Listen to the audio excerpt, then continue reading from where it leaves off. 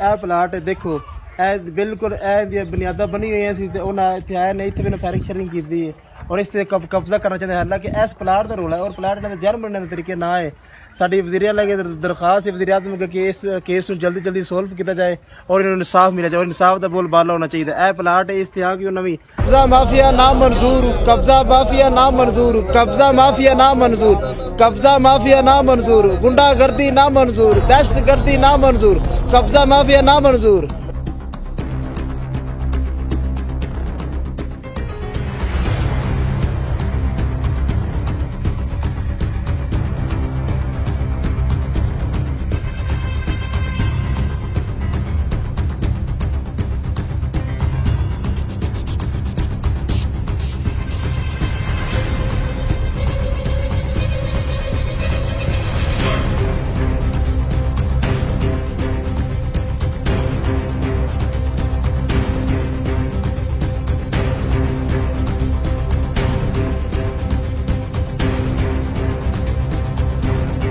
कब्जा माफिया ना मंजूर, कब्जा माफिया ना मंजूर, कब्जा माफिया ना मंजूर, कब्जा माफिया ना मंजूर, गुंडागर्दी ना मंजूर, दहशतगर्दी ना मंजूर, कब्जा माफिया ना मंजूर, कब्जा माफिया ना मंजूर। मेरा नाम मोहम्मद बूटा जी।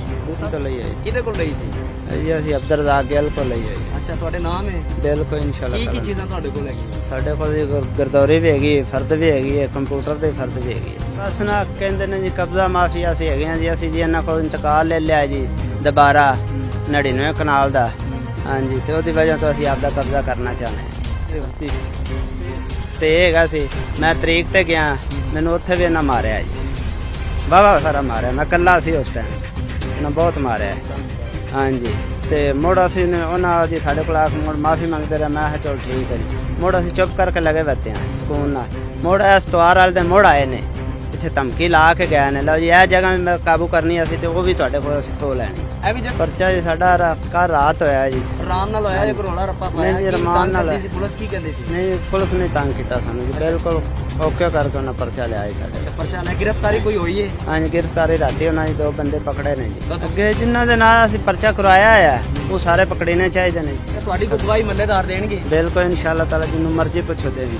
ਇਹ ਤੁਹਾਡੇ ਮੱਲੇਦਾਰ ਨੇ ਸਾਰੇ? अस्सलाम, ਕੀ ਨਾਮ ਹੈ ਤੁਹਾਡਾ ਜੀ? मनजूर अहमद ਤੁਸੀਂ जी। ਮੱਲੇ 'ਚ ਰਹਿੰਦੇ ਜੀ? हाँ जी, मल्ले ਤੇ रहे ਕੀ ਕੁਛ ਅਗਲੇ ਦਿਨ ਹੋਇਆ ਜੀ? ਉਹ अगले दिन जी फायरिंग हुई इतने बड़ी सारी ते बड़े बंदे आए। ਇਹ ਬੰਦਾ ਕਿਹਦਾ ਹੈਗਾ? ਬੂਟਾ बंदा जीदार है, प्यार वाला, मोहब्बत वाला, दीद वाला, कोई वैल नहीं है इन्हां बंदियां दे विच। सीधी गल करदे हैगे ने, हसदे रहिंदे ने, बोलदे रहिंदे ने, सारे महल्ले दे नाल सारे नाल प्यार इन्हां दा। ਤੁਸੀਂ ਕੀ ਕਹਿਣਾ ਚਾਹੁੰਦੇ ਹੋ ਇਹਨਾਂ ਦੇ ਬਾਰੇ? ਅਸੀਂ ਜੀ ਇਹਨਾਂ ਦੇ ਬਾਰੇ ਕਹਿਣਾ ਚਾਹੀਦਾ ਵੀ ਇਹਨਾਂ ਦਾ ਹੱਕ ਹੈਗਾ ਪੁਰਾਣਾ, ਉਹ ਇਹਨਾਂ ਨੂੰ ਮਿਲਣਾ ਚਾਹੀਦਾ ਵਿਚਾਰਿਆਂ ਨੂੰ।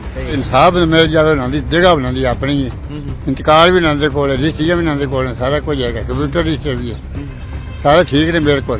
ਐਵੇਂ ਗਲਤ ਹੋਇਆ ਜੋ ਕੋਈ ਨਾ ਕੀਤਾ, ਨਜਾਇਜ਼ ਕੀਤਾ जी। साढ़े महल्लेदार ने और ये इंतहाई अच्छे इंसान है और शरीफदार ने, किसी न किसी का नुकसान नहीं पहुँचाते। और जेरे दूसरे गैर जेरे कर्जा माफिया ने सब ने सानू जेरी दरखास्त हुकूमत अगे है कि उन्हें चादर के तकद्दुस पामाल किया और इस्लाम और माशरे कानून पाकिस्तान के कानून के तहत किसी ने ये चीज़ इजाजत नहीं कि किसी चादर के तकद्दुस पामाल करे। एक मजदूर आदमी ने और उन्होंने मजदूर आदमी ने फायदा, शरीफ आदमी ने फायदा उठाते हैं, आके फायरिंग करते हैं, बच्चे डर रहे हैं उस दिन तो। और जो इज्जत पामाल किया, हुकूमत की दरखास्त जल्द से जल्द एक्शन लिया जाए और DPO अगे भी सारे कि फौरी तौर पर एक्शन लैके उन्होंने कैफरे किरदार तक पहुँचाया जाए। माफिया ग्रुप ने इन्होंने फौरी एक्शन लिया जाए, कार्रवाई की, ताकि आज जिन्हें इन्होंने इज्जत तकद्दुस पामाल किया कल किसी होर मजदूर की आखन ये भी जगह साड़ी और इन्होंने ग्रुप एक गैंग बनी है और जगह जिथे इन्होंने दिल मुतमिन जगह छीन लेंदे ने। हुकूमत की अपील है कि इन्होंने अपनी गिरफ्त लिया जाए और इन्होंने सबक सिखाया और माशरे पास इन्होंने इंजाम का सबक दिता जाए ताकि आइंदा किसी भी मजदूर नाल किसी भी गरीब नाल ये काम ना हो जाए। इन्होंने कोल जमीन हैगी है, इन्होंने ना हैगी, लेकिन फिर भी हुण ही अचानक आके रौला सुनिया भी ये जमीन जी इन्होंने नहीं निकली, वो कब्जा आके उन्हें कर लिया, फिर उन्होंने इन्होंने ज्यादती की थी। लिहाजा साड़ी हुकामे बाला अगे यही गुजारिश है भी इन्होंने इंसाफ दिता जाए, इंसाफ का बोल बाला किया। ਇਹ ਪਲਾਟ ਦੇਖੋ, ਇਹ ਬਿਲਕੁਲ ਇਹ ਦੀਆਂ ਬੁਨਿਆਦਾਂ ਬਣੀ ਹੋਈਆਂ ਸੀ ਤੇ ਉਹਨਾਂ ਇੱਥੇ ਆਏ ਨੇ, ਇੱਥੇ ਵੀ ਫਾਇਰਿੰਗ ਸ਼ੇਅਰਿੰਗ ਕੀਤੀ ਹੈ ਔਰ ਇਸ ਤੇ ਕਬਜ਼ਾ ਕਰਨਾ ਚਾਹੁੰਦੇ। ਹਾਲਾਂਕਿ ਇਸ ਪਲਾਟ ਦਾ ਰੋਲ ਹੈ ਔਰ ਪਲਾਟ ਇਹਨਾਂ ਦੇ ਜਨਮ ਬਣਨ ਦੇ ਤਰੀਕੇ ਨਾ ਹੈ। ਸਾਡੀ ਵਜ਼ੀਰ ਆਲਾ ਅੱਗੇ ਦਰਖਾਸਤ ਹੈ ਵਜ਼ੀਰ ਆਜ਼ਮ ਕਿ ਇਸ ਕੇਸ ਨੂੰ ਜਲਦੀ ਜਲਦੀ ਸੋਲਵ ਕੀਤਾ ਜਾਏ ਔਰ ਇਹਨਾਂ ਨੂੰ ਇਨਸਾਫ ਮਿਲੇ ਜਾਏ ਔਰ ਇਨਸਾਫ ਦਾ ਬੋਲ ਬਾਲਾ ਹੋਣਾ ਚਾਹੀਦਾ। ਇਹ ਪਲਾਟ ਇਸ ਤੇ ਆ ਕਿ ਉਹ ਨਵੀਂ ਇਹ ਗਿਰਾਇਆ ਇੱਟਾਂ ਕੋਈ ਦੀਵਾਰਾਂ ਗਿਰਾਈਆਂ ਨੇ, ਇੱਥੇ ਫਾਇਰਿੰਗ ਕੀਤੀ, ਇੱਥੇ ਜਾ ਕੇ ਉਹਨਾਂ ਨੇ ਇਹਨਾਂ ਬੱਚਿਆਂ ਨੂੰ ਮਾਰਿਆ ਵੀ ਹੈ, ਇਹਨਾਂ ਨੂੰ ਬਦਤਮੀਜ਼ੀ ਵੀ ਉਹਨਾਂ ਕੀਤੀ ਹੈ। और देखो अंत तक मजदूर बंदे ने आज देखो महंगाई का कितना दौर है और बड़ी मुश्किल अपना गुजारा कर रहे हैं और ये कब्जा माफिया ने जमीन खो रहे हैं और उन्होंने नानसाफी करते पे ने।